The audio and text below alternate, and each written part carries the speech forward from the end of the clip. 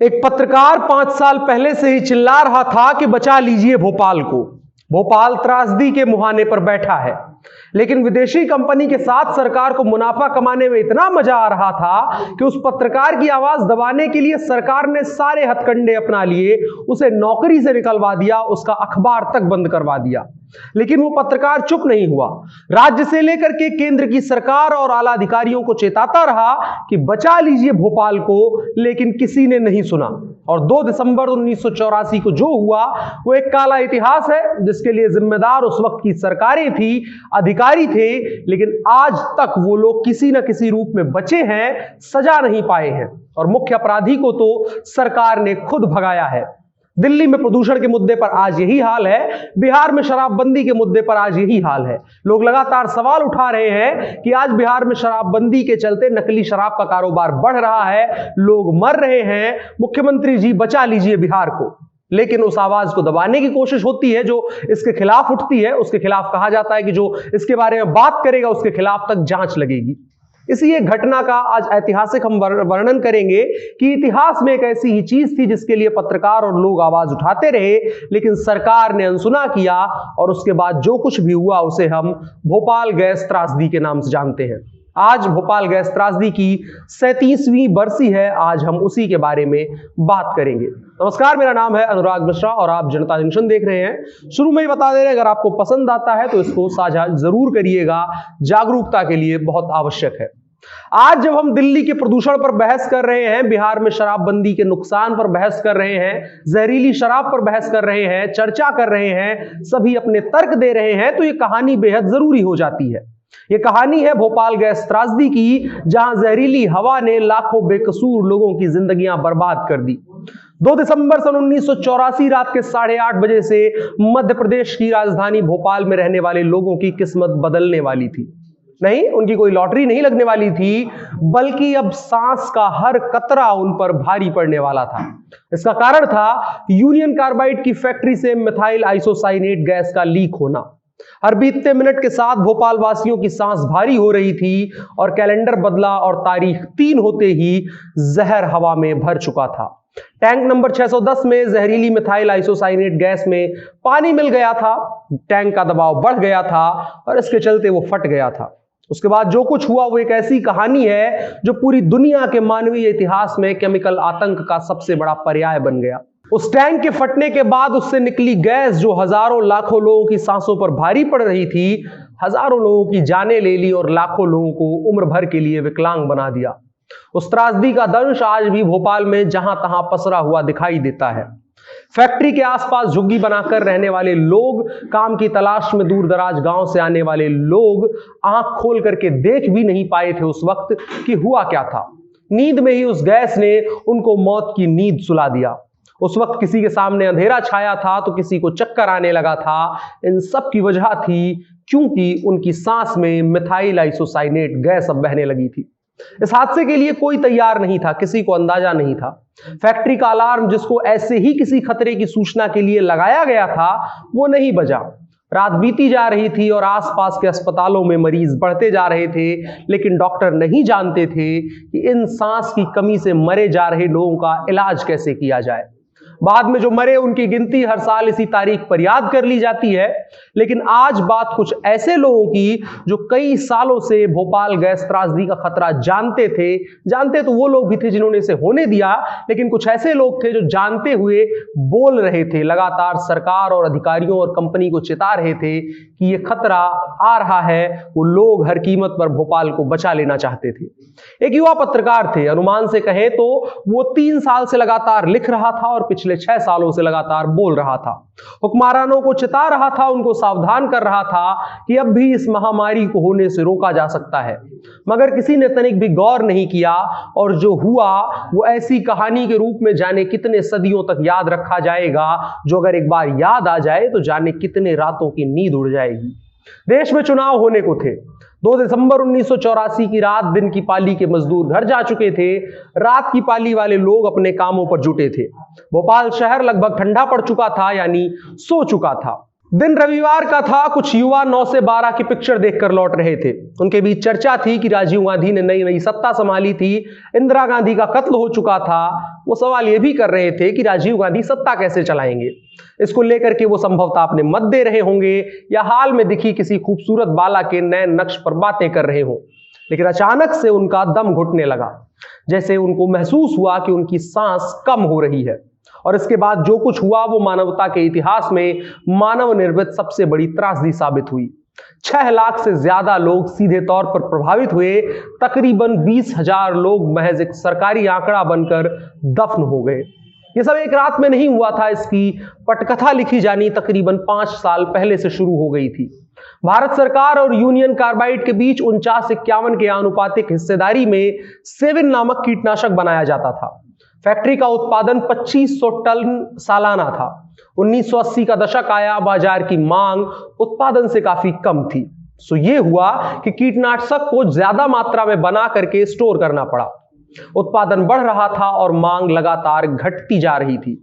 इसी से जुड़ी एक घटना को राजकुमार केसवानी, जिनकी हम आज बात कर रहे हैं, उन्होंने एक लेख में लिखा भी था। भारत सरकार और यूनियन कार्बाइड के 49-51 के आनुपातिक हिस्सेदारी में सेविन नामक कीटनाशक बनाया जाना था।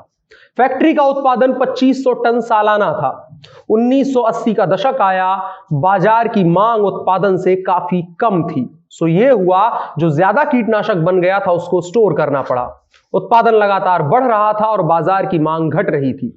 इसी से जुड़ी एक घटना को राजकुमार केसवानी, जिनके बारे में हम आज बात कर रहे हैं, उन्होंने एक आलेख में लिखा था कि 1981 के क्रिसमस के समय की बात है। मेरा दोस्त मोहम्मद अशरफ यूनियन कार्बाइड कारखाने में प्लांट ऑपरेटर था और रात की पाली में काम कर रहा था। फॉस्जीन गैस बनाने वाली मशीन से संबंधित 2 पाइपों को जोड़ने वाले खराब पाइप को बदलना था। लेकिन जैसे ही उसने पाइप को हटाया, वो जानलेवा गैस की चपेट में आ गया। उसे अस्पताल ले जाया गया और अगली सुबह अशरफ ने दम तोड़ दिया। अशरफ की मौत मेरे लिए एक चेतावनी थी। जिस तरह मेरे एक दोस्त की मौत हो गई, उसे मैंने पहले ही गंभीरता से क्यों नहीं लिया।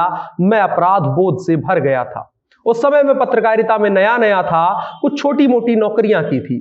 बाद में 1977 से अपना एक साप्ताहिक हिंदी अखबार रपट निकालने लगा था। इस तरह 1981 में यूनियन कार्बाइड से मचने वाली तबाही की कथा जमीन पर उतरने लगी थी। इधर बिक्री दर को घटता देखकर कंपनी ने सेविन को सस्ता करने की योजना बनाई।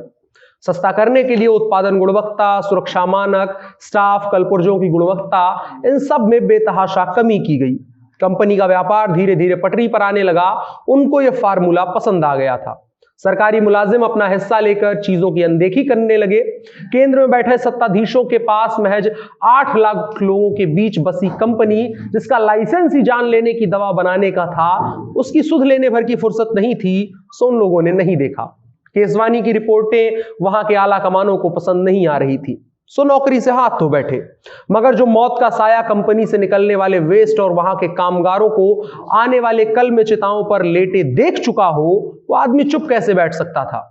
उन्होंने 2000 की सर्कुलेशन वाला एक अखबार निकालना शुरू किया और उसको लेकर लगातार लिखना शुरू किया। अपने सिरे से उन्होंने हर वो जानकारी और सबूत दे दिए, लेकिन जेबों में घूस और आंखों का पानी मार चुके उन मदांध सरकारी मुलाजिमों ने इसे देखने तक से इनकार कर दिया। आखिरत में 2 दिसंबर की वो रात आई। साथ में आई मानवता के इतिहास की सबसे बड़ी मानव निर्मित तबाही। लोग मरे जा रहे थे और मुख्यमंत्री अर्जुन सिंह अपने फार्म हाउस पर जाकर खुद को बचाने की कोशिश कर रहे थे। हादसे को 26 साल बीत गए और उसके बाद आरोपी 7 लोग बनाए गए। इतने हजार लोगों की जान लेने के आरोपी और इतने लाखों लोगों को विकलांग कर देने वाले आरोपियों को सजा मिली 2-2 साल की। एक भाषण में केसवानी कहते हैं कि अगर प्रति व्यक्ति मौत का हिसाब लगाया जाए तो एक हत्या के बदले आरोपी को 35 मिनट की सजा मिली है। इंसानी जात के इतिहास में एक जान की इतनी सस्ती कीमत भारतीय न्यायपालिका के सामने कभी नहीं रही होगी। एक इंसान की जान की कीमत सत्ता के लिए क्या होगी, इस आंकड़े को पढ़ करके आप लगा सकते हैं। कंपनी का मालिक वॉरेन एंडरसन, इस व्यक्ति को मध्य प्रदेश सरकार के हवाई जहाज से दिल्ली ले जाया गया, जहां से वो अमेरिका भाग गया और अपनी मौत तक 2014 में उसकी मौत हुई। वो कभी हिंदुस्तान लौट कर नहीं आया। इन तमाम चीजों पर सवाल उठना लाजिम है। सवाल ये कि ये महामहिम श्रेणी के लोग, देश के तीनों स्तंभ के लोग, देश के चौथे स्तंभ को सिरे से कैसे दरकिनार कर देते हैं हर बार। इनको तकलीफ होती है तो पूरे देश की व्यवस्था जुट जाती है, लेकिन उस व्यवस्था का पोषण करने वाली आम जनता की समस्याओं को जब अखबारों में लिखा जाता है तो कैसे वो सबकी नजरों से छूट जाता है। केसवानी जैसे जाने कितने लोग रोज लिखते हैं, बोलते हैं, लेकिन कुछ लोगों के चश्मों के अंदर तक नहीं जा पाते।